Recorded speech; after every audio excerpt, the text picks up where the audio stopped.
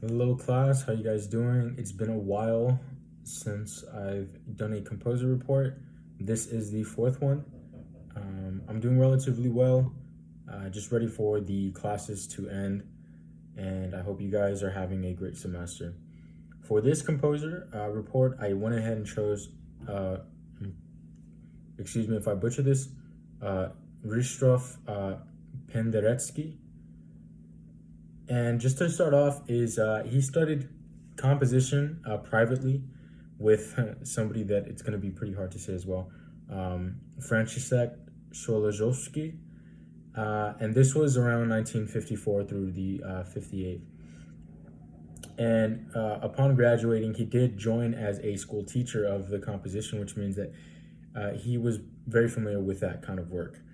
Um, he did many, or he held many jobs throughout this point of his life in the 50s.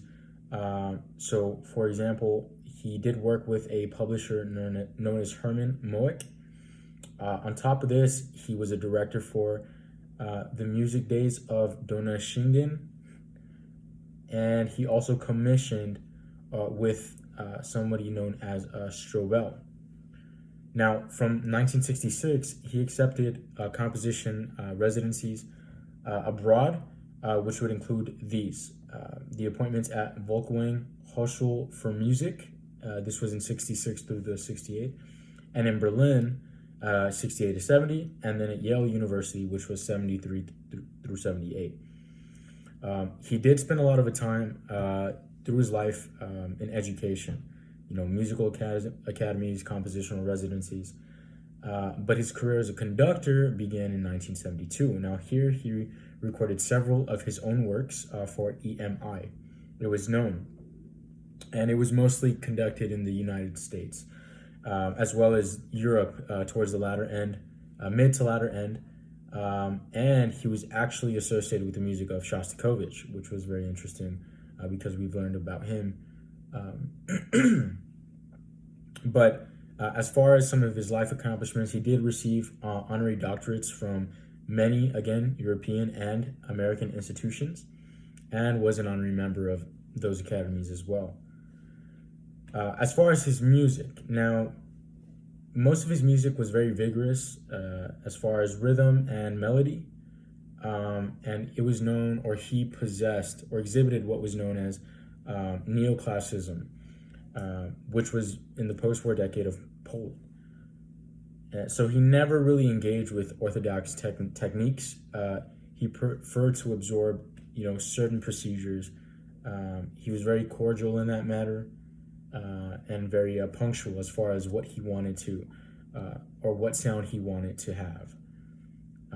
He scored only mostly for strings, and in this particular category, it was tone clusters, wedges, group glissandos, and by range of vibratos, tremolos, and percussive effects, on top of many, many more. Now, most of his contemporaries, Penderecki provided an instinctive dramatist. So, what it means by this was that he was very dramatic. The instrumental techniques that he provided, they were always extensive and always exaggerated, as best as he could. Now,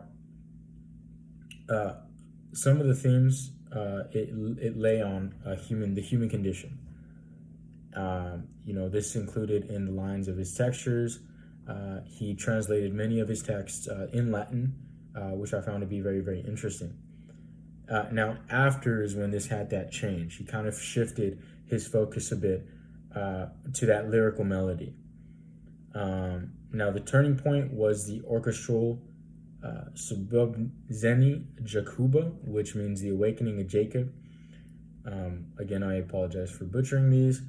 But nonetheless, the semitone has been the unmistakable cornerstone of what he did in his career, as far as the brand of neo-romanticism. He had many observers that created a neo-Brucknerian, which this was kind of retroaggressive, and it was a lot different than what he had originally heard. And his first opera in this time was also The Devils of Loudun, which was in 1969. Paradise Lost, 75 through 78, which this one was an entertainment that kind of exhibited that Renaissance environment. Now, his third and fourth operas were Die Schwarz Mask and Ubi Rex. Now, this basically allowed him to dive into those neurisis of drama as far as what he carried on in those melodies, in those rhythmic sounds. Now, the he was very involved politically, so he also had that quasi political role involved in his music, and it basically allowed him to enhance that neoclassicism or neo-romanticism. I apologize, to kind of I guess encapsulate everything that he was trying to convey in his music. Some of his later core works was Credo, and it was a little bit soft. And then the Third Symphony. Now, this one had a bit different sound than he was particularly used to. But as far as this, Penderecki basically he engaged with many issues outside of the world, and he incorporated that into his music. Again, he was known to exaggerate a lot of those pieces, which always included, what was associated with those times, anger, passion, things of that nature. And now, I think it was very interesting. I think we've dealt with a lot of composers who exaggerated the musical sound, but I don't think it comes close to this one, to this artist that I am researching. Now, for the musical description, the song I chose was Polymorphia. And I'm going to go ahead and play a little bit of that for you guys, so you can get an idea exactly how exaggerated and dissonant completely that this sound was.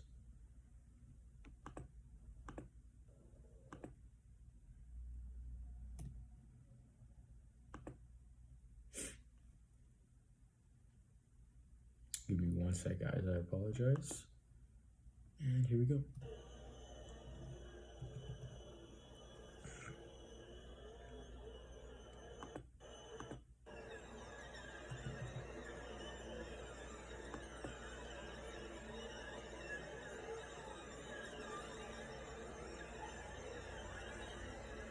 As you can kind of get the feel that there's a lot of anger, but also passion. And this dramatically shifts to